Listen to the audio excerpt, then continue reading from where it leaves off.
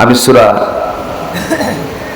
ফুরকানের শেষ রুকু থেকে কয়েকটা আয়াত আমি তেলাওয়াত করেছি।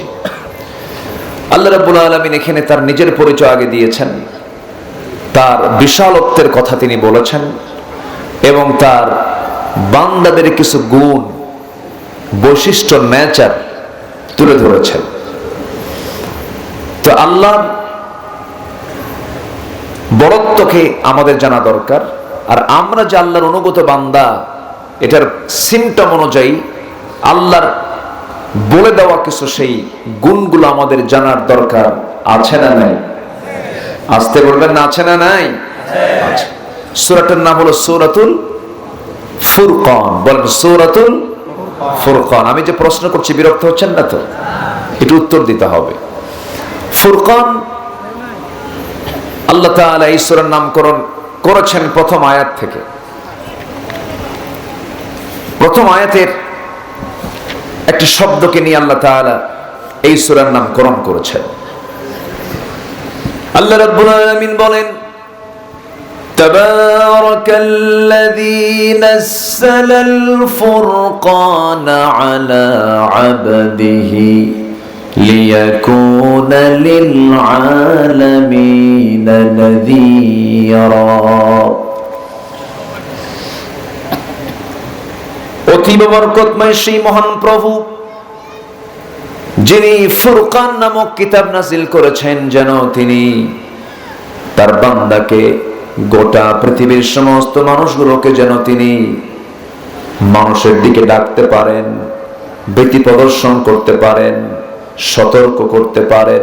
আমার বন্ধুগণ, তাহলে আমরা এই কিতাবের আরেকটা নাম জেনে গেলাম।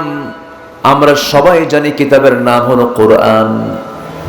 আবার এই কিতাবের নাম অনেকগুলো আছে, যেরকম হুদা এই কিতাবের নাম, জিকির এই কিতাবের নাম, শিফা এই কিতাবের নাম। ঠিক তেমনি এই সূরার যে নামকরণটা করা হয়েছে ফুরকান, ফুরকান বলতে কিন্তু এই কিতাব কি বোঝানো হয়েছে? ফুরকান শব্দটা আল্লাহ রাব্বুল আলামিন আরেক জায়গায় বলছেন, যারা পারেন ঠোঁট মিলিয়ে বলুন, شهر رمضان الذي أنزل فيه القرآن هدى للناس وبينات من الهدى والفرقان. جل الله أكبر. ফুরকানটা কি? ফুরকান হলো যার মধ্য দিয়ে কোনটা হক, কোনটা বাতিল, কোনটা ন্যায়, কোনটা অন্যায়, কোনটা বৈধ, কোনটা অবৈধ, কোনটা নূর, কোনটা জুলুমাত, ন্যায় অন্যায়ের পার্থক্য সৃষ্টি করে দেয়, সেটাই হলো ফুরকান। জোরে বলি সুবহানাল্লাহ। তাহলে কোনটা ন্যায়, কোনটা অন্যায়, কোনটা বৈধ, কোনটা অবৈধ, কোনটা হালাল, কোনটা হারাম, এটা জানার জন্য আমাকে সবার আগে ধারণা দিতে হবে কোন কিতাবের কাছে? কোরআনের কাছে। তাহলে এই সূরার নাম ফুরকান রাখা হয়েছে, যার নাম হলো এই কিতাবের একটা নাম। অনেকগুলো নামের মধ্যে এই কিতাবের একটা নাম হচ্ছে কি? ফুরকান। প্রায় লক্ষণীয় একটা জিনিস। আজ থেকে 10-15 বছর আগেও এটা ছিল না। মাহফিলে শুধু দুটো নাম থাকতো, সভাপতি এবং তাফসীর কারক, মেহমান, মুফাসসির। এই দুটো নাম ছাড়া আর কোনো নাম পোস্টারে খুঁজে পাওয়া যেত না। কিন্তু আজকে নামের ভিড়ে যিনি বক্তা তার নামই খুঁজে পাওয়া যায় না। কি কথা কি বুঝতেছেন আপনারা? মানে যিনি মাহফিলের আলোচক তার নামই খুঁজে পাওয়া যায় না। মানুষের কিছু দুর্বল দিক আছে, যেরকম পদের লোভ, সম্মানের লোভ, এই যে নফসের ওয়াসওয়াসা, নফসের রোগ, এগুলো। আবার সেই নামের মধ্যে যদি আবার কারো নাম আগে দিছে, কারো নাম পরে দিছে, দুই গ্রুপে মারামারি, কুত্তা গ্রুপ, শিয়াল গ্রুপ। আসতে বলবেন না, আছে না নাই? শেষ পর্যন্ত বলে কি জানেন, মাহফিল হয় কেমনে দেখায় দেবে। আমি কি ভুল বলছি? বহু কিছু দেখেছি আমরা, বহু কিছু দেখেছি আমরা। আমরা কি সারা জীবন এইভাবে দেখেই যাব শুধু? আমাদের কি কিছু করণীয় নাই? করণীয় আছে না নাই? আমাদের কিছু করণীয় আছে, আমাদের কাজ আছে। সম্মানিত ভাইয়েরা, সম্মানিত বন্ধুগণ, আমরা এমন একটা সময় এখানে একত্রিত হয়েছি যে সময় পৃথিবীতে সবচাইতে বেশি নির্যাতিত হচ্ছে মুসলমান। ফিলিস্তিন জ্বলন্ত একটা অগ্নিকুণ্ড হয়ে আছে। খোলা আকাশের নিচে ছোট্ট ছোট্ট শিশুরা বাপ মা হারায়া ক্ষুধা পেটে আকাশের দিকে তাকায়া বলে, মালিক, শুনেছি তোমার নাকি এই আসমানের নিচে 180 কোটি মুসলমান, আজকে 3-4 দিন হলে না খেয়ে আছি, কোন মুসলমান তো আমাদের জন্য খাবার নিয়ে আগায় আসলো না। আজকে মুসলমান মূল জায়গায় নাই, মূল খেদমতে নাই, শতটা বিভক্ত জাতিতে রূপ নিয়েছে আজকে মুসলমান। আজকে যদি মুসলমান একটা প্ল্যাটফর্মে থাকতো, ঐক্যের ডাক দিয়ে যদি বাতিলদের মোকাবেলা করত, কোন বাতিল শক্তি জমিনে টিকে থাকতে পারতো না। মূল সমস্যা একটাই, সেটা হলো আমরা পথ ছেড়ে দিয়েছি কার পথ ছেড়ে দিয়েছি? আল্লাহর পথ। অথচ নামাজের মধ্যে আমরা বলি, আল্লাহর কাছে দোয়া চাই, যারা পারেন ঠোঁট মিলিয়ে বলুন, ইয়্যাকা না'বুদু ওয়া ইয়্যাকা নাস্তাঈন ইহদিনাস সিরাতাল মুস্তাকিম সিরাতাল্লাযীনা আন'আমতা আলাইহিম গায়রিল মাগদুবি আলাইহিম ওয়ালাদ-দাল্লিন। এরপরে জোরে বলেন আমিন। আল্লাহর কাছে বলি, আল্লাহ সরল সঠিক পথ আমাকে দেখায় দাও, যে পথে চির শান্তি সেই পথটা আমাকে দেখিয়ে দাও, যে পথ চির ভ্রান্তি সেই পথ থেকে তুমি আল্লাহ আমাকে বাঁচায়া দাও। এমন করে দোয়া করি। নামাজ থেকে পড়লাম, নামাজ থেকে জমিন আসার সঙ্গে সঙ্গেই নামাজের মধ্যে যে কথাগুলো বলেছে বাস্তবে সেই মিলটা আমরা রাখলাম না। সমাজে এসে সুদের কারবারে জড়িয়ে গেল, জেনার কারবারে জড়িয়ে গেল, বান্দার হক নষ্টের আন্দোলনে ঝাঁপিয়ে পড়ল। নামাজে বললাম কি, সমাজে করছে কি, কিন্তু আল্লাহ রাব্বুল আলামিন বলছেন, বান্দারে আমি রব, আমাকে শুধু নামাজে নয় প্রত্যেকটা জায়গায় আমি রব, আমার আইনকে তোর মেনে নিতে হবে। আমার দেশে মুসলমান কিন্তু সে ইসলামী দল করে না, সে কি করে? সে করে মানুষের তৈরি করা দল। এটা তো আমার দেশে নাই মনে হয়। আসতে বলবেন না, আছে না নাই? আমি একটু মূল জায়গায় যাচ্ছি, কেউ মনক্ষুণ্ণ হবেন না, একটু বলা দরকার কথাগুলো। বেশি করে বলবো না, বেশি করে বলা যাবে না তো। কোরআন যা বলতে বলেছে তাই বলতে হবে, ঠিক আছে না? কোরআন যা বলতে বলেছে ততটুকুই বলতে হবে। আচ্ছা, নামাজের মধ্যে যদি ইমাম সূরা ফাতিহা আগে না বলে কুলহু দিয়ে শুরু করে নামাজ পড়বেন আপনি? পড়বেন? কেন পড়বেন না? এটাও তো সূরা। কুলহু সূরা পারিতে সবাই নাকি? অনেকে কুলহু পারে কিন্তু ইখলাস পারে না, এজন্য কুলহু কইছি। অনেকে আলহামদু পারে কিন্তু সূরা ফাতিহা পারে না। শুধু দুটো সূরা, যে সূরার নামটার শব্দ সংশ্লিষ্ট সূরার মধ্যে নাই, এটা সূরাতুল ফাতিহা আর সূরাতুল ইখলাস। তাছাড়া কাউসার আছে না নাই? ইন্না আ'তাইনাকাল কাউসার। সূরা ফিল আছে না নাই? আলাম তারা কাইফা ফাআলা রাব্বুকা বিআসহাবিল ফিল। কুরাইশ আছে না নাই? লিইলাফি কুরাইশ। লাহাব, তাব্বাত ইয়াদা আবি লাহাবি ওয়া তাব, আছে না নাই?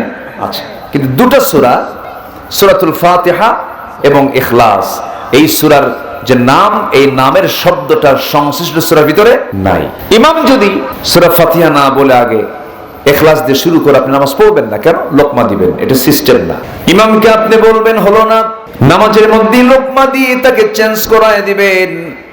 চেঞ্জ যদি সেই ইমামটা না হয়, সে যদি রুকু একবার করতে হবে, 3 বার রুকু করে, সেজদা 2 বার দিতে হবে, শেষ 3 বার সেজদা দিল, সেই সময় আপনি তাকে মানবেন না, লোকমা দিয়ে দিবেন। এরপরেও যদি ইমাম ইচ্ছা করি যদি কোনো ভুল করতে থাকে, সেই সময় তার পেছনে আর ইক্তেদা করা যাবে না। অধিকাংশ ইমামরা বলেছেন সেই সময় ওই স্বৈরাচারী ইমামের পেছনে দাঁড়ায়া তার ঘাড়টা শক্ত করে ধরে ঘাড় মটকা দিয়ে মসজিদ থেকে ধাক্কা মেরে বের করে দিতে হবে। কেন ধাক্কা মারতে হবে? এর কারণ হলো সে নবীজির সুন্নাহ লঙ্ঘন করেছে, আল্লাহর আইনকে লঙ্ঘন করেছে, পদ্ধতি লঙ্ঘন করেছে। এই জন্য তাকে ঘাড় ধাক্কা দিয়ে মসজিদ থেকে বের করে দিতে হবে। ঠিক তেমনি সমাজের যারা আজকে নেতৃত্ব দিচ্ছে, তারা যদি ইসলাম দিয়ে যদি নেতৃত্ব না দেয়, কোরআন দিয়ে যদি নেতৃত্ব না দেয়, ইমানদারের দায়িত্ব হলো তাদেরকে ঘাড় ধাক্কা দিয়ে বের করে দেওয়া। ঘাড় ধরা কি এত সস্তা? তাহলে তো বলেন ঠিক, মারলেন তো ভালো। এটার জন্য একটা সম্মিলিত শক্তির দরকার, আছে না নাই? আসতে বলবেন না, আছে না নাই? এটাকে একা একা করা যায়? একটা সম্মিলিত সংঘবদ্ধ শক্তির দরকার, যা গঠন করেছিলেন মুহাম্মদুর রাসূলুল্লাহ। করেন নাই? এরপরও মক্কায় কি মার দিছেন না মার খাইছেন? আসতে কর, মক্কায় মার খাইছেন না মার দিছেন? খাইছেন, কারণ ক্ষমতা তো আর হাতে ছিল না তখন। মক্কার সিটি মেয়র হলো আবু জেহেল, বিনা ভোটে। কি ভোটে? বিনা ভোটে। হ্যাঁ, তাহলে এটা আবু জেহেলের সুন্নাত, কিন্তু আবু জেহেল এগুলো করতো। আচ্ছা, বেশি কিছু কি বলা লাগে? বোঝা যায় না, কথা বোঝা যায় না। আমার নবীজি তার পাওয়ার হাতে নাই, জনবল তেমন নাই। জাবেলে নূর থেকে নামলেন, গারে হেরা থেকে নামলেন, এসেই বলছেন জাম্মিলুনি খাদিজা, লাকাদ খাশিতু আলা নাফসি, আমি আমার জীবন নিয়ে শঙ্কিত, আমি মনে হয় বাঁচবো না, আমি আল্লাহর নবী, তোমার কি বিশ্বাস হয়? খাদিজা রাদিয়াল্লাহু আনহা বললেন, আপনি আমার স্বামী, 15 বছর ধরে দাম্পত্যময় জীবন চালালাম, একটা দিন যার মুখ থেকে অযাচিত কোনো মিথ্যা কথা শুনলাম না, আপনি আল্লাহর নবী হবেন এতে কোনো সন্দেহ নাই। সুবহানাল্লাহ বলবেন না? সবার কাছে সার্টিফিকেট পাওয়া গেলেও বইয়ের কাছে সার্টিফিকেট পাওয়া কিন্তু সস্তা না। সস্তা? আপনি যত বড় বুজুর্গ হন, বইয়ের কাছে বুজুর্গ হওয়া কঠিন। বউ জানে তুমি কত নাম্বার লুচ্চা, ঠিক আছে না? বউ জানে তুমি কত নাম্বার ভণ্ড, এটা বইয়ের জানা আছে। হুজুরগিরি সব জায়গায় খাটে না, তুমি কত বড় হুজুর আমার জানা আছে, কিন্তু বুঝলেন নাই? কিন্তু আমার নবীজি তার ব্যক্তিত্বটা এত মজবুত ছিল যে, তার ব্যক্তিত্ব এত মজবুত ছিল যে তার স্ত্রী পর্যন্ত কেঁদে সাক্ষী দিচ্ছেন আপনি আল্লাহর নবী হবেন। যেরকম সুবহানাল্লাহ। বউটা ইসলাম কবুল করলেন, সাথে আরো 2-1 ইসলাম কবুল করে ফেললেন। সামান্য কয়েকজনকে নিয়ে দাওয়াতি কাজ শুরু করলেন। এর মাঝে দেখা গেল কাফের মুশরিকরা রাসূলকে টার্গেট করে ফেলেছে, নবীজির পক্ষে যারা এসেছে তাদেরকেও টার্গেট করে ফেলেছে। ইতিহাস সবার কম বেশি জানা আছে। গত রমজানে আমি উমরায় গিয়েছিলাম, যে বন্ধুর কথা আমি বলবো সেই বন্ধু আজকে দুনিয়াতে নাই, মারা গেছেন। মিজান নামে একজন ভাই আমার। মক্কায় গেলাম, তার নিজের গাড়ি নিয়ে আমাকে ঘুরালেন এবং বললেন, বন্ধু আমার বাসায় আপনি থাকবেন, আপনি যদি বলেন সাধারণ পানি ছাড়া, কি বলেন, জমজম পানি ছাড়া কোনো পানি আমি খাবো না। তিনি যে কয়দিন আমি তার বাসায় ছিলাম, টোটাল টাইমটা সে আমাকে জমজম পানির সেবা দিয়েছে। খুবই মেহমানদারি করেছেন তিনি। আজকে দুনিয়া থেকে বিদায় নিয়েছেন। হঠাৎ করে আজকে সন্ধ্যার দিকে তার কথা মনে হয়ে গেল। ওই বেচারি আমাকে গোটা মক্কা নগরী ঘোরায় ফেরা দেখাচ্ছেন গাড়িতে করে। যাওয়ার সময় হঠাৎ করে এক জায়গায় ব্রেক দিয়ে বলছে, বন্ধু এই যে ফাঁকা স্থানটা দেখতে পাচ্ছেন, এই ফাঁকা স্থানের চতুর্পাশে বিল্ডিং, কিন্তু মাঝখানটা যে ফাঁকা দেখতে পাচ্ছেন বাত্তা কুরাইশ, এই জায়গায় ফাঁকা রাখার কারণ হলো এই জায়গাতে প্রত্যেক দিন বেলালকে তার মনি ঘুমাইয়া নিয়ে এসে হাত পা বেঁধে পিঠের উপরে বুকের উপরে পাথর চাপা দিয়া জন্মের মতো তাকে নির্যাতন করতে, নিপীড়ন করত। এই জায়গা তার বড় সাক্ষী হয়ে আছে। চোখে পানি চলে এলো। আহারে, এই জমিনে সাইয়েদনা বেলালকে ধরে মারতে মারতে রক্তাক্ত করেছে। সাইয়েদনা বেলালের মাথা থেকে পা পর্যন্ত এমন কোন জায়গা নাই যে জায়গায় জখমের চিহ্ন ছিল না। শুধু একটা অপরাধ, বেলাল মুখ থেকে ঘোষণা করেছিলেন, লা ইলাহা ইল্লাল্লাহু মুহাম্মাদুর রাসূলুল্লাহ সাল্লাল্লাহু আলাইহি ওয়াসাল্লাম। কিন্তু সেই বেলালকে মেরে রক্তাক্ত করে ফেলা হলো। ইসলাম থেকে এক চুল পরিমাণ নড়লেন না। খাব্বাবকে ধরে জ্বলন্ত অঙ্গারে পিঠটাকে চাপায় দেওয়া হলো। পিঠের ভিতরে চর্বিগুলো গলে গলে সেই অঙ্গারগুলো ঢুকে গেল। সাইয়েদনা খাব্বাবের মুখ থেকে এক চুল পরিমাণ আল্লাহর নামটা তারা বাদ দিতে পারলো না। খাব্বাবের মুখ থেকে বের হয়ে গেল বারবার লা ইলাহা ইল্লাল্লাহু মুহাম্মাদুর রাসূলুল্লাহ সাল্লাল্লাহু আলাইহি ওয়াসাল্লাম।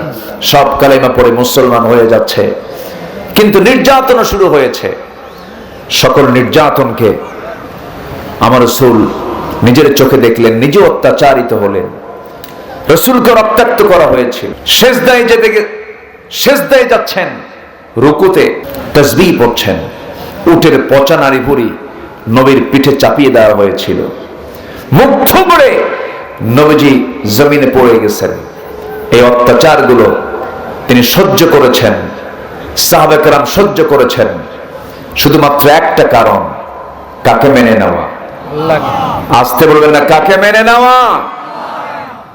সেই রাসূল যখন মক্কায় টিকতে পারলেন না, গেলেন কোথায়? আসতে গেলেন কোথায়? মদিনায়।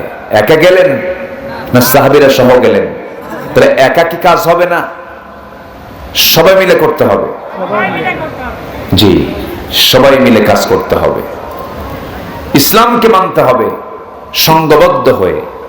আমার নবী সেই টিমটাকে নিয়ে গেলেন যে টিমকে বলা হয় মুহাজির। কি বলা হয়? মুহাজির। মক্কা থেকে মুহাজিররা চলে গেলেন মদিনায়, সাহায্য করলেন যারা, তাদেরকে বলা হয় আনসার। তাদেরকে কি বলা হয়? আনসার। ঢুকলেন। এবার রাসূল মক্কা থেকে মদিনায় গিয়ে যখন তিনি হাজির হলেন, 13 বছর এই সংঘবদ্ধ শক্তিকে নিয়ে শুধু মারই খেলেন। এবার মদিনায় গিয়ে মার খেলেন না মার দিলেন? আসতে কয়, মার খেলেন না মার দিলেন? অতএব শুধু মায়ের খাওয়ার চিন্তা করলে হবে না। মার খেয়েছি, মার দেব। মুসার শক্ত লাঠি হাতে নিয়ে ফেরাউনদের মোকাবেলা করার সময় হয়েছে। মুসলমান রাজি আছেন কারা কারা? হাত উঁচু করে দেখা।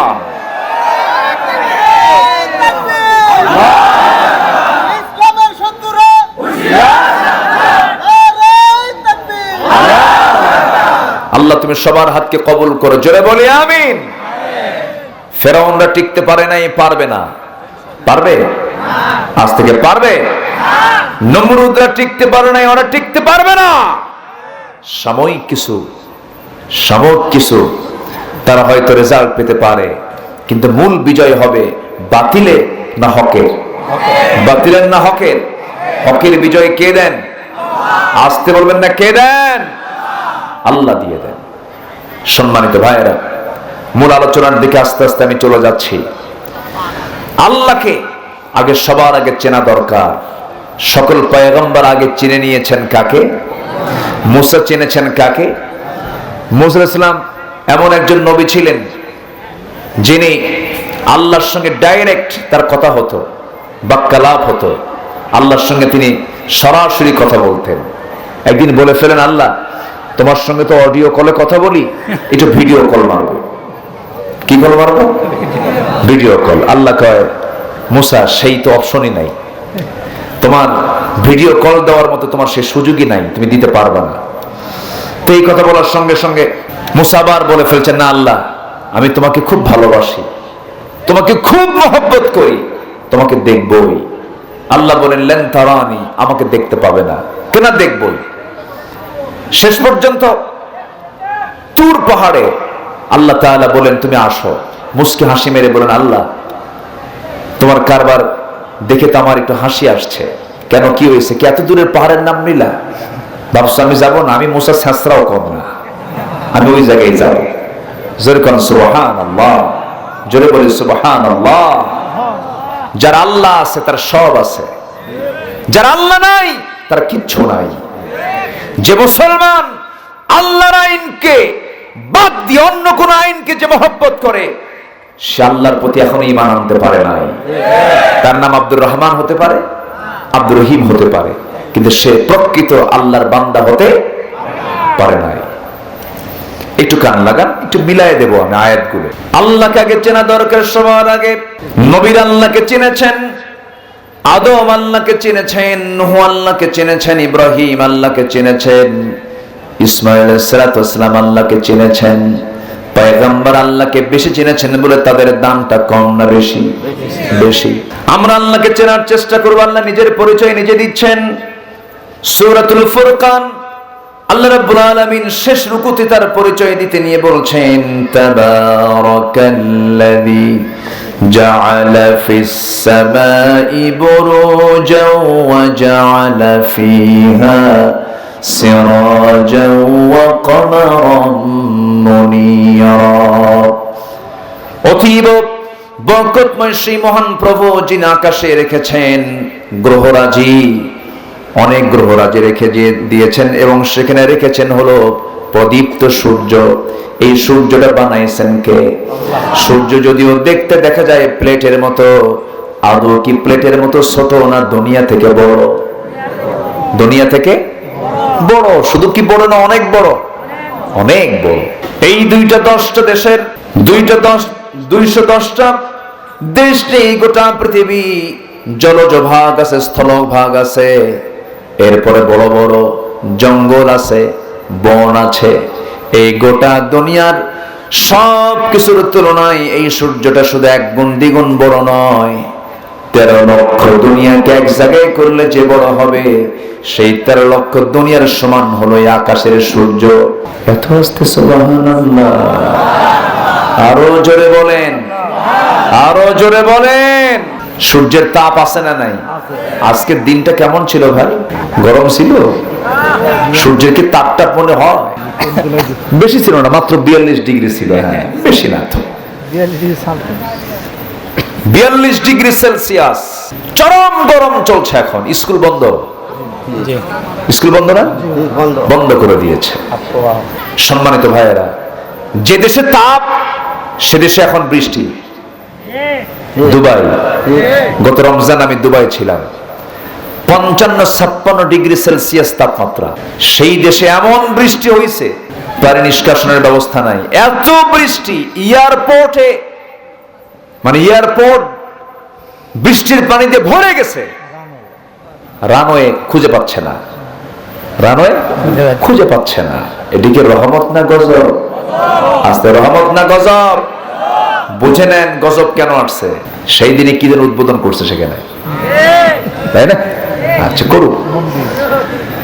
সম্মানিত ভাইয়েরা, আরো বুঝবে, গতকাল ভূমিকম্প হয়েছে আমার দেশে, জানেন না? মৃদু হচ্ছেই, হরদম। এখন ভূমিকম্প কিছুই না। এখন মাসের এই মাসে এ মাথায় হয়, ও মাথায় হয়, অথচ ভূমিকম্প। এদিকে রহমত না গজব? রহমত না গজব? গজব। কেন হচ্ছে জানেন? রহমতে না গজবে? গজবটা কেন আসে? ভালো কামে না খারাপ কামে? ভালো কামে না খারাপ কামে? খারাপ।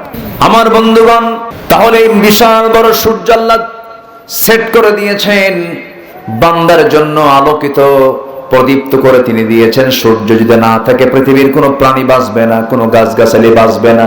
আল্লাহর কি ম্যানেজমেন্ট! আল্লাহ নিজের পরিচয় দিতে নিয়ে বলছেন, বান্দারে শোন, 13 লক্ষ গুণ ছোট দুনিয়াকে আমি আলো দেওয়ার জন্য, তাপ দেওয়ার জন্য 13 লক্ষ গুণ বড় সূর্য আমি বানিয়ে দিয়েছি। জোরে বলেন সুবহানাল্লাহ। এবং রাতের আলোকিত চাঁদ রেখে দিয়েছি। রাতের বেলা যে চাঁদ, এটা দিয়েছে রাতের ঘড়ি, আর সূর্য বানিয়েছে দিনের ঘড়ি। বান্দা, এই দুটো ঘড়ি তোর জন্য দিয়ে দিলাম, তুই তো লক্ষ্য করে দেখ আমি কত বড় রব। এরপর আল্লাহ বলছেন, وهو الذي جعل الليل والنهار خلفة لمن أراد أن يذكر أو أراد شكورا। তিনি সেই মহান প্রভু যিনি রাতের মধ্যে দিন ঢুকান, দিনের মধ্যে রাত ঢুকান, এখন বৈশাখ চলে, জ্যৈষ্ঠ চল সামনে জ্যৈষ্ঠ আসবে। বৈশাখ জ্যৈষ্ঠের এই গরমে দিন বড় না রাত বড়? আচ্ছা, মাহফিলে বসা আগে দরকার না ধৈর্য আগে দরকার? বলেন তো। আর বিয়ে আগে দরকার না ধৈর্য আগে দরকার? হ্যাঁ, যার ধৈর্য নাই ওর কি বিয়ে টিকবে? তালাক দিয়া বলে হুজুর কাম তো সারছে, রাগ উঠছিল। এই জন্য কই সব কাজে আগে ধৈর্য লাগে। একটু বসে। তালাক দিয়া সেই মালয়েশিয়া থেকে তালাক দিচ্ছে, তাও ভিডিও কলে। ভিডিও কলে ফোন দিয়া কথাবার্তা বলতে বলতে কি যেন লাগছে প্যাঁচ। ফোনের মধ্যে দিলাম তোরে তালাক, 100 তালাক। তালাক কি 100 হয় না? কয়টা হয়? 3টা হয়। আর তালাক মাররাতান। তো তালাক দিয়ে বলে হুজুর কাম তো সারছি, আমি কি করছো? তালাক দিছে, রাগ উঠছিল। হুজুর ফেরানোর কি কোনো উপায় আছে? এখন রাগের মাথায় তালাক দিলে কি তালাক হয়? তখন আচ্ছা, রাগের মাথায় তালাক দিলে যদি তালাক না হয়, আচ্ছা কেউ কি মহব্বত করে তালাক দেয়? বউ এদিকে আসো তো, বউ রাগ করো না, তোমার আর তালাক দিলাম, এরকম করে তালাক দেয় কোন? অসংখ্য পরিবার জেনার সম্পর্ক কায়েম হয়ে গেছে, আছে না নয়? আছে। কেন? এই জন্য বিয়ে আগে দরকার না ধৈর্য আগে দরকার? নামাজ আগে দরকার না ধৈর্য আগে দরকার? নামাজ পড়তেছেন আপনি, ধৈর্য নাই। 5G গতি সম্পূর্ণ নামাজ, 2 রাকাত নামাজ 30 সেকেন্ডে শেষ। ফেরেশতা কই কিছুই বুঝি নাই। তাহলে এখন বলেন তো ধৈর্য আগে দরকার কিনা? বলেন ধৈর্য আগে দরকার কিনা? মাহফিলে বসেছে, ধৈর্যটা আগে নিয়ে আসি। একটু বসেন না, কত দিক কত সময় কত দিকে চলে যায়। আপনি কি জানেন এই সময়ের এই জায়গার কত মূল্য একদিন হবে? আমরা সেদিন পাবো। জোরে বলি ইনশাআল্লাহ, জোরে বলি ইনশাআল্লাহ। মাহফিল হতে দেয় না, যাত্রা হতে দেয়, ঠিক কিনা? গান বাজনা হয়, এমনকি পার্লামেন্টও হয়। গান বাজনা হয় না? 15টা বছর ধরে কত গান গাইছে এক শিল্পী, এবার আর চান্স পায় নাই অবশ্য। গান গাইবো আরেকটা গাই,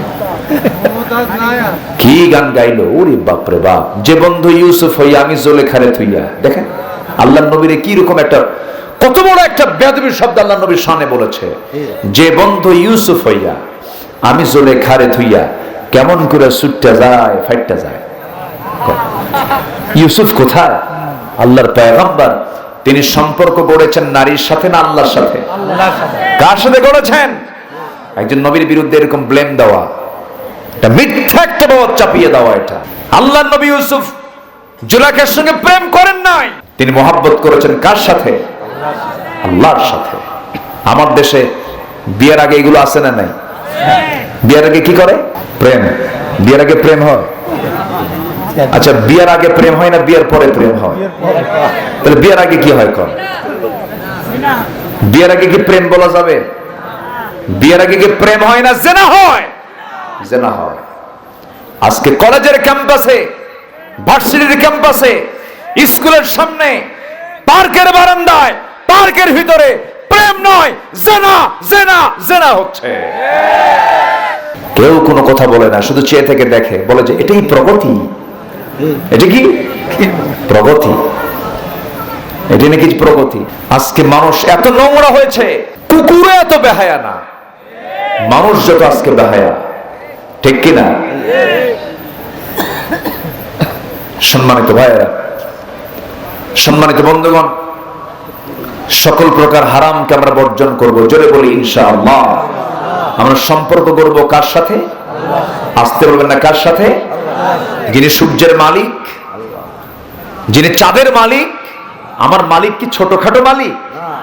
হ্যাঁ, আমার মালিক কি দুর্বল? এক সাহাবী ইসলাম কবুল করছে, নবীর সামনে বসে আছে, হুজুর ইসলাম তো কবুল করছে, আমি আমার একটা ওয়াজ মনে হয়েছে, আপনি একটু ওয়াজ শুনবেন আমার? ওই সাহাবী কয়, রাসূল বলেন তুমি কি ওয়াজ করবা বলো তো? হুজুর আমি একটু শোনেন, কাছে বলো। হুজুর ইসলাম গ্রহণের পূর্বে আমার এক দেবতা ছিল, খুব মহব্বত করতাম, সম্মান করতাম, ভাগ্যের প্রতীক মনে করতাম, যেখানেই যেতাম বুকে মাথায় পিঠে রেখে আমি চলতাম, সম্মান দিতাম। হঠাৎ করে এক সফরে একদিন গেলাম, আমার পেশাবের চাপ আসলো। প্রকৃতির ডাকে সাড়া দেওয়ার জন্য আমি আমার এই দেবতা রাখবো কোথায়? একটা উঁচু জায়গায় রেখে আমি চলে গেলাম আড়ালে। শৌচকার্য করে সেই দেখি আমার সেই দেবতার আপদমস্তক মাথা থেকে পা পর্যন্ত ভেজা। তো ভাবলাম এটা বুঝি রহমতের পানি। রহমতের পানি মনে করে বিসমিল মানে কি বলে রহমতের পানি মনে করে আমি একটা চাটন মারলাম। চাটন মারার সাথে সাথে এইদিকে আমতা আমতা গন্ধ। আমার রাসূল মুস্কি মুস্কি হাসি মারলেন।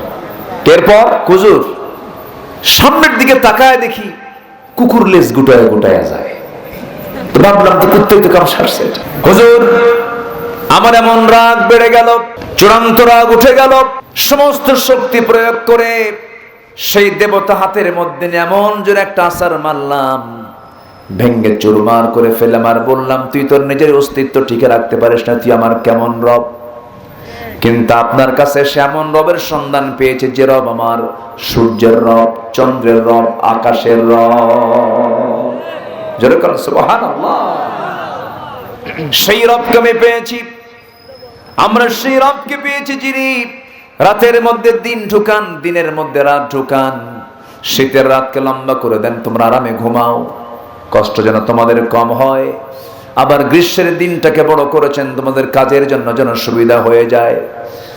আল্লাহ রাব্বুল আলামিন নিজের দুইটা পরিচয় দিয়ে, দুইটা আয়াতে পরিচয় দিয়ে এবার বান্দার পরিচয় তিনি তুলে ধরছেন। বান্দার পরিচয় কেমন হবে, বান্দারা কেমন হতে পারে, আমার প্রকৃত বান্দার যারা, আমার অনুগত বান্দাদের পরিচয়গুলো আল্লাহ রাব্বুল আলামিন সুন্দর করে দিয়েছেন। মহান রাব্বুল আলামিন এবার বলছেন, ওয়া ইবাদুর রাহমানিল্লাযীনা ইয়ামশুনা আলাল আরদি হাওনা ওয়া ইযা খাতাবাহুমুল জাহিলুনা ক্বালু সালামা। জোরে বলুন আল্লাহু আকবার। আমার প্রকৃত বান্দা যারা হবে তাদের মধ্যে আমি আল্লাহ 17টা গুণ আনতে বলি। আল্লাহ তাদেরকে 17টা গুণের কথা বলেছেন। আল্লাহর নিবেদিত বান্দাদের মধ্যে গুণ থাকবে 17টা। কয়টা বলেন? 17টা গুণ থাকবে। এর মধ্যে 1 নাম্বার গুণ হলো ওয়া ইবাদুর রাহমানিল্লাযীনা ইয়ামশুনা আলাল আরদি হাওনা। তারা যখন জমিনে চলাফেরা করবে অহংকার হয়ে না বিনয়ী হয়ে? অহংকারী হয়ে না বিনয়ী হয়ে? কিন্তু আমাদের দেশে অহংকার আছে না নাই? আছে না কি? অহংকার, ক্ষমতার অহংকার, চেয়ারের অহংকার। মামলা দেব কিন্তু আছে কি না? কিচ্ছু না, এগুলো সব হেরে যাবে একদিন। এক মাঘে শীত যায় না, এক মাঘে শীত যায় না। কত রাজা মহারাজা, কত পতন হয়ে গেছে। এই পাক ভারত, এই ভারতবর্ষ শাসন করত মোগল সম্রাটরা। কোথায় তাদের নাম ডাক? কেউ তাদের নাম ওই বটতলায় আর নেয় না, পড়ে আছে সেই কবরস্থানে, কেউ যায়ও না সেই জায়গায়। ঠিক কি না? কোথায় ইতিহাস? শত শত বছরের শাসনের রেকর্ড যাদের, তাদের কবরস্থানও কেউ কবর জিয়ারা করার জন্য আজকে যায় না, তাদের নামই নাই, আর কিচ্ছু না। ফেরাউন কি না করে নাই? নিজের ক্ষমতাকে পাকাপোক্ত করার জন্য 40,000 শিশুকে সে হত্যা করেছে, শুধু মুসার জন্ম ঠেকানোর জন্য। পারছে? পারছে? পারে নাই। ওর মধ্যেই মুসা ইসলাম তার মার গর্ভ থেকে দুনিয়াতে চলে আসছেন। সুবহানাল্লাহ বলবেন না? সুবহানাল্লাহ বলবেন না? ইসলামকে কেউ নির্মূল করতে পারবে না। শত চেষ্টা করেছিল নমরুদ ইব্রাহিম আলাইহিস সালামের বিরুদ্ধে মূর্তি ভাঙার মামলা দিয়া দেশবাসীকে এক জায়গায় নিয়ে জনগণের সামনে তাকে চরকিতে তোলে।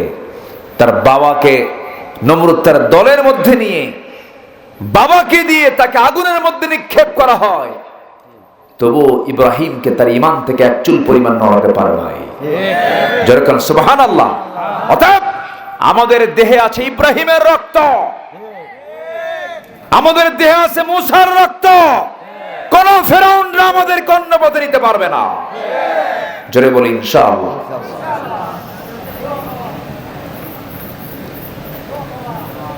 মুসা আলাইহিস সালাতু ওয়াস সালাম শেষ পর্যন্ত জন্ম হয় নাই। ফেরাউন ফরমান জারি করলো কোন ছেলে সন্তান রাখা যাবে না, ছেলে সন্তান হয় আর জব করে। মুসার মা তো টেনশন করে, আল্লাহ কোন বিপদে পড়লাম, আমার সন্তান তো মেরে ফেলবে। আল্লাহ তাআলা ওহী নাযিল করলেন, ওয়াউহা ইলা উম্মি মূসা ওয়াউহা ইলা উম্মি মূসা ওয়াউহা ইলা উম্মি মূসা আন আরদিহি ফাইন খিফতি আলাইহি ফালকিহি ফিল ইয়াম্মি ওয়ালা তাখাফি ওয়ালা তাহজানি। আল্লাহু আকবার।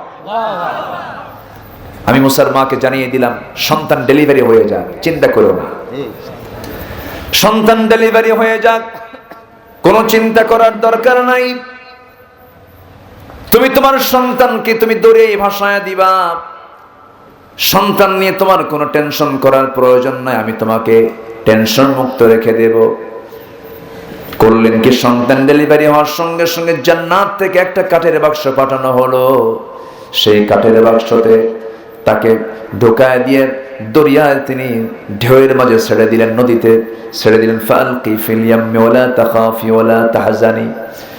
দরিয়ায় যখন ভাসায় দিলেন, ভাসতে ভাসতে গিয়ে সেই কাঠের বাক্সটা গিয়ে এমন জায়গায় থামলো যে জায়গায় রাজরানী আলাইহিস সালাতু ওয়াস সালাম গোসল করার জন্য তিনি ঘাটে নেমেছেন, গোসল করবেন। এমন সময় যখন তিনি দেখতে পেলেন সামনে একটা সুন্দর কাঠের বাক্স, লোকজনকে বললেন, আলাইহিস সালাতু ওয়াস সালাম দেখো তো কাঠের বাক্সের মধ্যে কি আছে। কেউ খুলতে পারে না, একদম লক সিস্টেম, কেউ খুলতে পারছে না। কিন্তু আসিয়া যখন তার কাছে নিয়ে নিলেন, হাতটা রাখার সঙ্গে সঙ্গেই লিফটের মতো খুলে গেছে, ফোল্ডারটা খুলে গেল। দেখতে পেলেন কালো কুচকুচি মাথার চুল, ভ্রু যুগল, সুন্দর ডাহুক তার চোখ, সুন্দর প্রশস্ত কপাল, এত সুন্দর চেহারা, হাত পা নড়াচড়া করতেছে। সন্তানটা তার পছন্দ হলো। আলাইহিস সালাতু ওয়াস সালাম সন্তানটা কোলের মধ্যে নিয়ে ভাবতেছে, এই দরবারে এই সন্তানটা আমি আমার মতো করে বড় করব। ফেরাউনের দরবারে ঢুকে গেলেন মুসা আলাইহিস সালাতু ওয়াস সালাম। যে ফেরাউন মুসাকে মারার জন্য 40,000 শিশুকে হত্যা করেছিল, সেই মুসা এখন কার ঘরে বলেন? আসতে বলবেন না, কার ঘরে? এই ইতিহাস কায়েম করেছেন তিনি আমার কে? আসিয়ার কোলে সন্তান দেখে ফেরাউন বলছে, আসিয়া কোলেটাকে কুররাতু আইনিল লি ওয়া লাক, আমার চক্ষু শীতল করে, আপনার চক্ষু শীতল করে। সন্তান দেখেন কি সুন্দর ফুটফুটে চেহারা, দরিয়াতে করে পেয়েছি। এই সন্তানকে আপনি যেটাই বলেন না কেন মারতে দেব না, সন্তানকে আমি ধীরে ধীরে তিলে তিলে বড় করব। ফেরাউন বলছে, আসিয়া আমার আইন তো লঙ্ঘন হয়ে যাবে, কিন্তু আমার এই চেহারার দিকে তাকায় মনে হয় এটাই বুঝি মুসা হবে। কথা বোঝেন না আমার ভাইরা? মুসা আলাইহিস সালাতু ওয়াস সালাম আসিয়ার কোলের মধ্যে থাকলেন, ফেরাউনের দরবারে ইন করলেন। এবার ফেরাউন বলছে, আসিয়া এটা কোনোদিন হতে পারে না, আমি সন্তানকে মেরে ফেলে দেব। আসিয়া বলছেন, আমার স্বামী গো, আপনি কেন এত ভয় পান? সব সন্তান কি মুসা হবে নাকি? আপনি চিন্তা করবেন না, এটা আপনার ভাষা শিখবে, আমার ভাষা শিখবে, আমাদের পরিবেশে বড় হয়ে যাবে, কোনো প্রবলেম করবে না। আমার বন্ধুগণ, নেতা যতই বড়ই হোক না কেন, বইয়ের কাছে কায়েত আসতে কয়, ঠিক কিনা? বইয়ের কথা সবাই শোনে, বইয়ের কাছে নেতৃত্ব কুলায় না, বইয়ের কাছে দাপট দেখানো কুলায় না, চেয়ারম্যানগিরি বইয়ের কাছে থাকে না। তুমি কত বড় চেয়ারম্যান বোঝা আছে, বসো। ফেরাউন বলল, আসিয়া ঠিক আছে, তুমি যখন বলতেছো সমস্যা নাই, আমি তোমাকে পারমিশন দিয়ে দিলাম। 3 দিন পর্যন্ত ফেরাউনকে আসিয়া অর্ডার দিলেন, আমার স্বামী গো, এই সন্তান তো না খেয়ে মারা যাবে, ধাত্রীর তো প্রয়োজন, একজন নারীর প্রয়োজন, একজন মার প্রয়োজন। গোটা দেশে ফরমান জারি করা হলো, শত শত মা সব হাজির হয়ে গেছে, ধাত্রী মা দুধ দেওয়ার জন্য হাজির হয়ে গেছে। মুসা একটা বারের জন্য কোনো মহিলার কোলে উঠলেন না, কারো স্তন মুখে নিচ্ছেন না, কারণ তিনি অপেক্ষার প্রহর গুনছেন, আমার মা কখন আমার সামনে আসবে। ইতিমধ্যে মুসা আলাইহিস সালামের ছোট খালাম্মা দরবারের মধ্যে ঢুকে গিয়ে বলতেছে আসি আমার জানা মতে একটা খোঁজ আছে, একজন নারীর খুব আবেদা সালেহা, খুব ভালো একজন নারী আছে, মানে মুসার মাকে দাওয়াত দাও। মুসার মার খোঁজ দেওয়া হলো, মুসার মা চলে এলেন। সন্তানটা কোলের মধ্যে নেওয়ার সঙ্গে সঙ্গে মার ঘ্রাণ তিনি চিনতে পারলেন। স্তনটাতে মুখ রাখলেন, দুধ খাওয়া শুরু করলেন। আসিয়ার মুখে হাসির ঝিলিক দেখা দিল। আসিয়া আলাইহিস সালাতু ওয়াস সালাম সঙ্গে সঙ্গে বলে ফেলতেছেন, ও মহিলা শোনো, শত শত মহিলাকে চেষ্টা করেছে দুধ খাওয়ানোর, কেউ দুধ খাওয়াতে পারে নাই। তোমাকে যখন পছন্দ করেছে, আমি কিন্তু তোমাকে অন্তত 2 বছর এই দরবার ছেড়ে যেতে দেব না। মুসার মা মনে মনে কয়, আমি তো এটাই চাই রে। জোরে কোন আলহামদুলিল্লাহ, আমি তো এটাই চাই। এবার রাসূল সাল্লাল্লাহু আলাইহি ওয়াসাল্লাম বলছেন, শোনো মহিলা, তুমি যদি সন্তানকে 2 বছর দুধ পান করাও, মাসে মাসে তোমাকে বেতন দেব, এবং এই দরবারের সবচেয়ে সুন্দর ঘর যেটা দক্ষিণা হাওয়া, যেটা বয়সী তপ নিয়ন্ত্রিত, সেই ঘরটা তোমার জন্য বরাদ্দ করব। আল্লাহ বলছেন, ফেরাউন দেখ, তুই আমার মুসাকে মারবি, তোর বাড়ির 1 নম্বর রুম দখল। মুসার মা দুধ খাওয়াবে আর তোর পকেট থেকে মাসে মাসে টাকাও খসাবে। আল্লাহু আকবার বলবেন না? কথার তো লাইন বহুদিকে চলে যায়, অনেক লম্বা কথা। এই 2 বছর দুধ পান করানো হলো। একটা দিনের জন্য ফেরাউন মুসা আলাইহিস সালামকে কোলে নেয় নাই। একদিন আসিয়া বললেন, স্বামী আমার, আপনি কেমন বড় পাষাণ মানুষ, ছোট্ট বাচ্চা একটা দিন কোলে নিলেন না। বইয়ের কথা শুনে চক্র হাত আগায় দিয়ে বলছে, সন্তানটা আমার কোলে উঠায় দাও। এবার মুসা যখন ফেরাউনের কোলে যখন উঠে পড়েছেন, কোলের মধ্যে এমনি রাখলে কোনো সমস্যা নাই, কিন্তু ফেরাউন করলো কি, তাকে জোর করে চুমু খেতে খাওয়ার জন্য যাচ্ছে। তার গালের দিকে যখন চুমু নেওয়ার জন্য উদ্যত হচ্ছে, মুসা আলাইহিস সালাতু ওয়াস সালাম তার চুমুটা পছন্দ করলেন না, চুমু গ্রহণ করবেন না, মুখ বারবার ফিরায় নেন, বারবার চেষ্টা করতেছে। যখন স্বৈরাচারী কায়দায় যখন জোরপূর্বক যখন তার গালে যখন ঠোঁটটা গায়ে দিয়েছে, হাতটা আস্তে করে বের করে মারছে একখান থাপ্পড় গাল বরাবর। এক থাপ্পড় খায়া মাথা চক্কর মেরে উঠছি। তাড়াতাড়ি বলছে, আসিয়া শোনো, সন্তানটা তাড়াতাড়ি কোলে নাও। আমি নিশ্চিত এটা আল্লাহর পয়গম্বর মুসা ছাড়া কেউ না। কেমনে কি হয়েছে শোনো, ওর যে থাপ্পড়ের যে ওয়েট, এমন থাপ্পড় আমার কিসমতে দুনিয়াতে কোনোদিন জোটে নাই।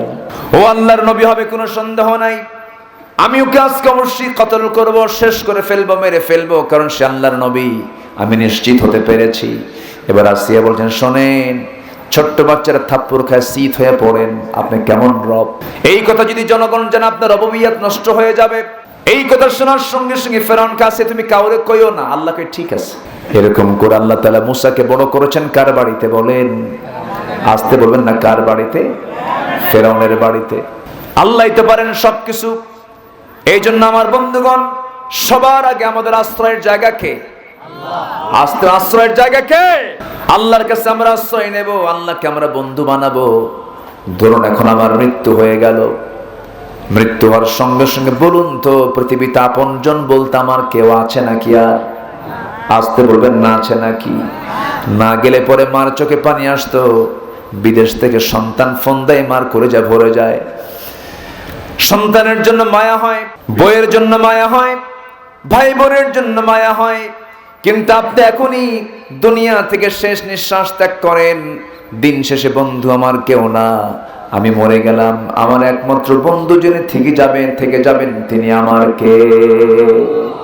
আল্লাহই তোমার বন্ধু থেকে যাবেন। এই জন্য আমার বন্ধুগণ, সবার আগে আমরা আল্লাহর পরিচয় জানবো এবং আল্লাহকে কাছে নেওয়ার চেষ্টা করব, আল্লাহকে বোঝার চেষ্টা করব। সবার আগে চিনবো আমরা কাকে। এই জন্য সবার জন্য আল্লাহ তাআলা যে হুকুমটা দিয়েছেন, আমাকে চেনার জন্য তোকে কয় ওয়াক্ত নামাজ পড়তে হবে? আসতে বলবেন না, কয় ওয়াক্ত নামাজ? সবাই কি নামাজ পড়তে রাজি আছেন? সবাই কি নামাজ পড়তে রাজি আছেন? 1 ওয়াক্ত না 5 ওয়াক্ত? একানা জামাতে? মনোযোগে না মনোযোগে? বুঝে না না বুঝে? জেনে না না জেনে?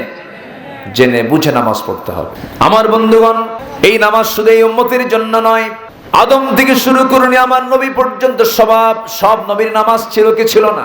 আমার নবী শেষ নবীর উম্মত আমরা হতে পেরেছি। আমার শেষ পয়গম্বর মুহাম্মদ সাল্লাল্লাহু আলাইহি ওয়াসাল্লাম, তার কাছে আল্লাহ রাব্বুল আলামিন নামাজ দিয়েছেন মেরাজের মধ্য দিয়া।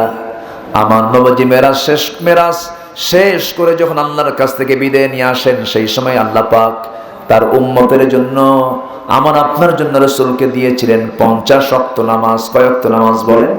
50 ওয়াক্ত নামাজ, কিন্তু সেই 50 ওয়াক্ত আজকে কয় ওয়াক্ত হয়েছে? আপিলটা করছিল কোন নবী? মুসা। হ্যাঁ, আপিল করেছিলেন কে? মুসা। উনি যদি আপিল না করতেন, এমনি কিছু কিছু বুড়ো চাচা আছে জোহর নামাজ পড়ে আল্লাহর কামনা আবার আসর নামাজ দিছে, এরকম আছে না? 50 ওয়াক্ত নামাজ। আমার নবী যে আসতেছেন, মাঝখান থেকে মুসা আটকায় দিয়ে বললেন, আল্লাহর নবী, আপনার উম্মতের জন্য আল্লাহ তাআলা কি দিলেন? 50 ওয়াক্ত নামাজ হবে না, আপনি আল্লাহর কাছে গিয়ে আবার বলেন, যদি কিছু বলেন আপনি আমার নামটা নেবেন। আল্লাহু আকবার। শেষ পর্যন্ত কমায়া আল্লাহ দিলেন কয় ওয়াক্ত নামাজ? সব কি কমান হয়েছে? আসতে বলে সব কি কমান হয়েছে? নামাজ 5 ওয়াক্ত হয়ে গেল, কিন্তু সব চুল পরিমাণ কমবে না। 50 পড়লে যে সবটা হতো, আমার আল্লাহ 5 ওয়াক্তের মধ্যে সেই সমান সব দিয়ে বলছেন, এই 5 ওয়াক্ত নামাজ আমার সঙ্গে সম্পর্ক গড়ার 1 নাম্বার মাধ্যম। নামাজ আমরা পড়ে নেব, আজান যখন হয়ে যাবে নামাজটাকে শুরু করব। নামাজে কি অহংকারী হয় না বিনয়ী হয়? নামাজে অহংকারী হয় না বিনয়ী হয়? আল্লাহ তাআলা বান্দার গুণের মধ্যে 1 নম্বর গুণ বলছেন, বান্দা কখনো অহংকারী হবে না, বান্দা বিনয়ী হবে। অহংকারী তো তারাই যারা বেনামাজি, ঠিক কি না? তারা কি বেনামাজি না? রাত 12টা বাজে আল্লাহর ওলিরা তাহাজ্জুদের জন্য প্রস্তুতি নেয়, রাত 12টা বাজে অহংকারীরা মদের বোতল নিয়ে মদের বারে সেখানে বদমাইশি করে। মদের বোতল নিয়ে যারা রাত কাটায়, ওদের নেতৃত্ব আমরা মানব না। ওদের নেতৃত্বের মুখে আমরা জুতা মারি, থুতু মারি। সম্মানিত ভাইরা, সবাই কি নামাজ পড়তে রাজি আছেন? নামাজ পড়লে কি হয়? অহংকারী হয় না বিনয়ী হয়? বিনয়ী হয়। তবে নামাজটা পড়বো আমরা মানুষকে দেখানোর জন্য না আল্লাহকে খুশি করার জন্য? আল্লাহকে খুশি করার জন্য। নির্বাচন যখন আসে আলহাজ নাম লাগায়, হ্যাঁ, আলহাজ লাগায়, মাথায় টুপি লাগায়, এটা নির্বাচনী প্রচার। কি প্রচার বলেন তো? নির্বাচনী প্রচার না। আমরা যা করব কার খুশির জন্য? আল্লাহর খুশির জন্য। নামাজ পড়বো একা না জামাতে? জামাতের সাথে মনোযোগ দিয়ে নামাজ পড়ব। নামাজটাকে লম্বা করে আদায় করব, বিনয়ী হয়ে যাব। নামাজের মধ্যে কান্নাকাটি করার চেষ্টা করব। শেষ রাতে বিশেষ করে আমার নবীজি যখন তাহাজ্জুদে দাঁড়িয়ে যেতেন, সেজদার মধ্যে চোখের পানি ফেলতে ফেলতে যায় নামাজটা ভিজা ফেলতেন আমার রাসূল। এত পরিমাণ কাঁদতেন, অস্থির হয়ে যেতেন, আমার আপনার জন্য উম্মতের জন্য পেরেশান হয়ে যেতেন। আল্লাহ বলছেন বিনয়ী বান্দা হবে 1 নাম্বার, আমার যারা পছন্দের বান্দা হবে তারা হবে বিনয়ী। নাম্বার 2 হলো, যখন তারা মূর্খের সামনে যখন দাঁড়াবে কোনো তর্ক করবে না, সালাম দিয়ে বিদায় নিয়ে নেবে। নাম্বার 3 হলো ওয়াল্লাযীনা ইয়াবিতুনা লিরাব্বিহিম সুজদান ওয়া কিয়ামা। রাত যখন গভীর হয়ে যাবে সেই সময় সেই সমস্ত বান্দাগুলো চোখের পানি ফেলে ফেলে সেজদা রুকুর মধ্যে সময়টা কাটায় দেবে। যা কাঁদবে আল্লাহর সামনে, কাঁদবে আল্লাহর জন্যই কাঁদবে বান্দা। একটা ঘটনা মনে পড়ে গেল, আমার নবীর 2 জন প্রিয় সাহাবী আব্বাদ এবং আম্মা রাদিয়াল্লাহু তাআলা আনহু কোন এক জিহাদের ময়দানে রাতের বেলা 2 জন সাহাবীকে রাসূল ডিউটি দিলেন, শোনো সাহাবীরা, তোমরা না ঘুমায়া এই সীমান্ত তোমরা পাহারা দিবা, শত্রু গতিবিধি লক্ষ্য করবা। 2 জনকে দায়িত্ব দিয়ে আমার নবী তাঁবুর মধ্যে আরাম ফরমাচ্ছিলেন। এমন সময় একজন সাহাবী আরেকজন সাহাবীকে বলছেন, আম্মার কে আব্বাদ বলছেন, শোনো ও আব্বাদ, আমি আম্মার, আমার চোখে একটু ঘুম আসছে, আমি একটু ঘুমায়া যাচ্ছি, তুমি একটু পাহারা দাও, রাতের বেলা নাইট ডিউটি করো। সাইয়েদনা আম্মার ঘুমিয়ে পড়েছেন। আব্বাদ তিনি করলেন কি?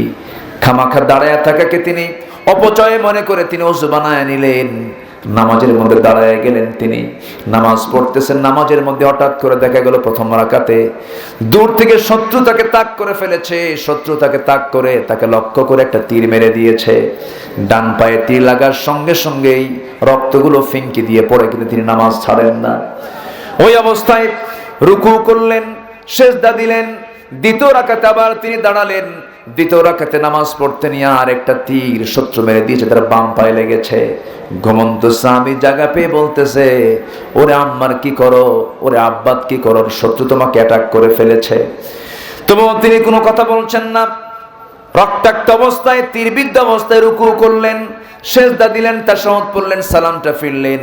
সালাম ফেরার পর তিনি বলছেন, ভাই আম্মার, তুমি আমাকে সতর্ক করছো, কিন্তু আমি তো অনেক আগেই জানি শত্রু আমাকে অ্যাটাক করে ফেলেছে, কিন্তু কি করবে রে ভাই, নামাজের মধ্যে যখন আমি দাঁড়িয়ে গেছি আমার কাছে মনে হচ্ছিল আমার আল্লাহ তাআলা আমার সঙ্গে সরাসরি কথা বলতেছে। যেরকম সুবহানাল্লাহ। নামাজ মানে কার সঙ্গে কথা বলা, নামাজ মানে কার সঙ্গে মানে আলাপচারিতা করা, নামাজ মানে কার সামনে কান্নাকাটি করা, আল্লাহর সামনে। আমার বন্ধুগণ, ওই সাহাবী বলছেন, ভাই আম্মার, আমি নামাজের মধ্যে আমি টের পাচ্ছি তীর মেরেছে, আমার দুই পায়ে তীর বিদ্ধ হয়েছে, কিন্তু আমার মন বলছিল ওই কাফেররা যদি আরেকটা তীর যদি আমার বক্ষ ভেদ করে দিত শহীদ হয়ে যেতাম, কিন্তু মুহাব্বতের নামাজ আমি কখনো ছেড়ে দিতাম না। যেরকম সুবহানাল্লাহ। তিনটা গুণ আমরা শিখে গেলাম। বিনয়ী যারা আল্লাহর পছন্দের বান্দা হবে, এক নম্বর বিনয়ী হবে। নাম্বার 2 হলো অজ্ঞদের সঙ্গে তর্ক না করে সালাম দিয়ে বিদায় নেবে সেই জায়গা থেকে। নাম্বার 3 হলো রাত জেগে জেগে সে ইবাদত করবে, কিয়াম সেজদা কিয়াম করবে। নাম্বার 4 হলো জাহান্নাম থেকে বাঁচার জন্য পাগলার মতো করে আল্লাহর সামনে কাঁদবে, আল্লাহর সামনে বেহায়ের মতো কাঁদবে। আমরা একমাত্র বেহায় হব চাইতে নিয়ে কার কাছে? আল্লাহর কাছে। বারবার বলবো, আল্লাহ মাফ করো, মাফ করো, মাফ করো। ঘন ঘন বলবো, ইন্নাকা আফুউন তুহিব্বুল আফওয়া, ইন্নাকা আফুউন তুহিব্বুল আফওয়া ফাআফু আন্না। এরকম করে দোয়া করব। নাম্বার 5 হলো যারা আল্লাহর পছন্দের বান্দা তারা অপচয় করবে না। অপচয় আজকে সমাজে আছে না নাই বলেন? অপচয় আছে। নাম্বার 6 হলো মিতব্যয়ী হতে হবে, অপচয় করা যাবে না। নাম্বার 7 হলো আল্লাহ ব্যতীত অন্য কাউকে ডাকা যাবে না। আল্লাহ ছাড়া অন্য কাউকে ডাকার মতো লোক বুঝে বাংলার জমিনে নাই। আসতে কয় আছে না নাই? বৈশাখের শেষ বৃহস্পতিবার কোথায় যায়? ও মুখস্থ আছে আপনাদের? দোয়া করে দিই, অনেক রাত হয়েছে। হ্যাঁ বলবো ইনশাল্লাহ। তাহলে আমি এই গুণগুলো শেষ করে দিই, একটু এক লাইনে শেষ করে দিই। জি, আমরা চাইবো কার কাছে? আসতে চাইবো কার কাছে? না বাবার কাছে? বাবার কাছে চায় না অনেকে, বাবার কাছে চায় না, চলে যায় সেজদা দেয় কবরে গিয়া। নাউজুবিল্লাহ বলেন। কবরে গিয়ে সেজদা দেয়। ঈমান আছে না গেছে? ঈমান চলে গেছে। আমার নবীজি কারো থেকে সেজদা নিয়েছেন? ছোট্ট একটি ইতিহাস মনে পড়লো আমার। নবীজি তায়েফে গেছেন দাওয়াত দিতে। ফুল পেয়েছেন? ফুল পাইছেন না পাথর পাইছেন? পাথর। সে পাথরে জর্জরিত হয়ে রক্তাক্ত অবস্থা। আমার নবীজি সেখান থেকে কোনো মতে প্রাণে বেঁচে দৌড় মারলেন, আঙ্গুর বাগানের মধ্যে ঢুকলেন, হাত পা ছেড়ে দিয়ে পড়ে গেলেন। 3 রাত না খাবার নাই। আমার নবীজি সেখান থেকে সেন্সলেস হয়ে পড়ে থাকলেন। ওই আঙ্গুর বাগানের একজন কেয়ারটেকার দূর থেকে দেখে সামনে গিয়ে দেখে রক্তাক্ত অবস্থা। সে কেয়ারটেকার করলো কি, আঙ্গুর চিপে চিপে এক গ্লাস আঙ্গুরের রস নবীর হাতে তুলে দিয়ে বলে, যুবক খাও নচেত মরে যাবা। আঙ্গুরের রসটা হাতের মধ্যে নিয়ে বিসমিল্লাহ বলে তিনি পান করলেন। পান করে মুস্কি হাসি মেরে যুবকের দিকে তাকায় বলে, তোমার নাম আদ্দাস না? কামার নাম চিনলা কেমনে? কোনোদিন তো দেখা হয় নাই। আমার নবীজি বলছেন, তোমার গ্রামের বাড়ির নাম হলো নিনুয়া। কামার গ্রামের বাড়ির নাম নিনুয়া, আপনি জানলেন কেমনে? আমার নবীজি বললেন, ও আদ্দাস, তোমার গ্রামের নাম হলো নিনুয়া, কারণ আমি তো জানবই, কারণ ওই গ্রামে জন্ম নিয়েছেন আল্লাহর পয়গম্বর ইউনূস আলাইহিস সালাতু ওয়াস সালাম। সঙ্গে সঙ্গে আদ্দাস বলতেছে, নবীর খবর তোমার কাছে কেমনে গেল? তুমি কেমনে জানলাম? তোমার তো জন্ম আমার গ্রামে নয়। রাসূল বলছেন, আদ্দাস রে, একজন নবীর খবর তো আর একজন নবীর কাছে থাকতেই পারে। আদ্দাসের বুঝতে দেরি হলো না। হাতটা গায়ে দিয়া মস্তকটা নিম্নমুখী করে নবীর পায়ের দিকে হাত নিয়ে যেয়ে তাকে সেজদা দিয়ে ধন্য করবে। আমার নবীজি সরে দাঁড়ালেন। চট করে আদ্দাসের 2টা হাত ধরে বুকের সঙ্গে বুক লাগায় বলছে, আদ্দাস তুমিও বান্দা আমিও বান্দা। বান্দা কখনো বান্দার সামনে সেজদা দিতে পারে না। আদ্দাস কালিমা পড়ে মুসলমান হয়ে গেছেন। আল্লাহু আকবার বলেন। আমার নবী সেজদা নেননি। আমার নবীর কবরে কোনো সেজদা ডিপার্টমেন্টও নাই। যারা মদিনায় গেছেন কোন সেজদা আছে ওখানে? আর আমার দেশের মাজারে মাজারে কি সেজদা? সে মাজারগুলোর নাম কি জানেন? কুত্তা সার মাজার, বিড়াল সার মাজার, চাইল ডাইল রহমতুল্লাহ আলাইহি, এরপরে বদনা শাহ, বদনা যা বাথরুমে থাকে, বদনাশার মাজার। আল্লাহ বলছেন কারো কাছে যাওয়া যাবে না, কারো কাছে চাওয়া যাবে না, চাইতে হবে কার কাছে? আল্লাহর কাছে। আল্লাহ তাআলা এরপরে 8 নাম্বার বলছেন ওয়ালা ইয়াকতুলুন, কোনো হত্যা করা যাবে না। হত্যা আমার দেশে নাই তো, আসতে বলে আছে না নাই? ইনজেকশন পুশ করে বিষ প্রয়োগ করে মানুষকে মারবেন, আল্লাহ আপনাকে ছাড়বেন না। আসতে বলবেন না, জোরে বলেন ঠিক কিনা? ছাড়বেন না, আল্লাহ ছাড়বেন না। আল্লাহর বিচার হয়তো আমরা মনে করতেছি যে কই আল্লাহ কি আছে নাকি, কিন্তু ধরে ধরে ধরে না ধরলে আল্লাহ ছাড়ে না। আমার বন্ধুগণ, নাম্বার 9 হলো জিনা না করা, নাম্বার 10 হলো ওয়ালা ইয়াসনুন, নাম্বার 10 হলো তওবা করা। ইল্লা মান তাবা ওয়া আমানা ওয়া আমিলা সালিহান। আল্লাহ রাব্বুল আলামিন সুন্দর করে বলছেন, আল্লাহ রাব্বুল আলামিন 11 নম্বর আয়াতে সূরা ফুরকানের শেষ দিকে আল্লাহ রাব্বুল আলামিন বলছেন ইল্লা মান তাবা ওয়া আমানা ওয়া আমিলা সালিহান ফাউলাইকা ইউবাদদিলুল্লাহু সাইয়্যাতিহিম হাসানাত ওয়া কানাল্লাহু গফুরার রহিমা। আল্লাহ বলছেন যারা তওবা করবে, নাম্বার 11 যারা ঈমান আনবে, নাম্বার 12 যারা নেক আমল করবে, ভালো আমল যারা করবে, বোনের সম্পত্তি বোনকে বুঝাইয়া দেবে। এরকম ভাই তো বাংলার ঘরে ঘরে আছে, আছে বাংলার ঘরে ঘরে আছে নাকি? বোনের সম্পত্তি বুঝে দেয়। এদেশের বোনরা যে কত জুলুমের শিকার, অনেক প্রশ্ন আমাদের স্টেজে জমা হয়। হুজুর ভাইটা হজ করছে, আমার জমির ধানের টাকা বেচে, আছে না নাই?